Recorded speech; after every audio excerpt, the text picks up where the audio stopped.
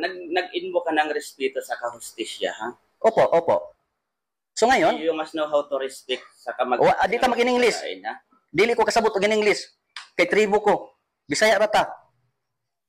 Oh, Bisaya rata. Batas sa batas.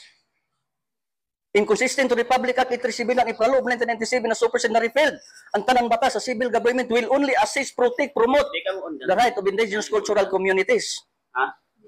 Mao? Rights na mo. Rights na mo. Sige. O rights na mo. Magkaso kayo kung magkaso kayo. Yan lang. Kung sa legality, sundin natin. Dahil nandito kayo sa ancestralan. Dapat mo comply kayo ng free prayo sa rightful owners sa ancestralan na mag-operate kamo sa ancestralan. Kaya na supersede na repealed ang batas sa civil government. Para sa kaangayan natong tanan. Pareho na ka Pilipino.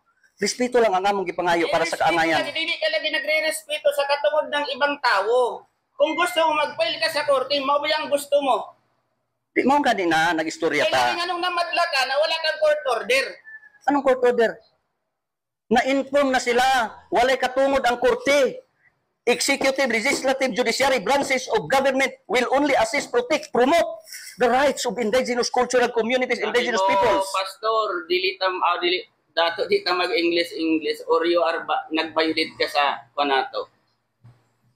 Sundin lang natin ang batas.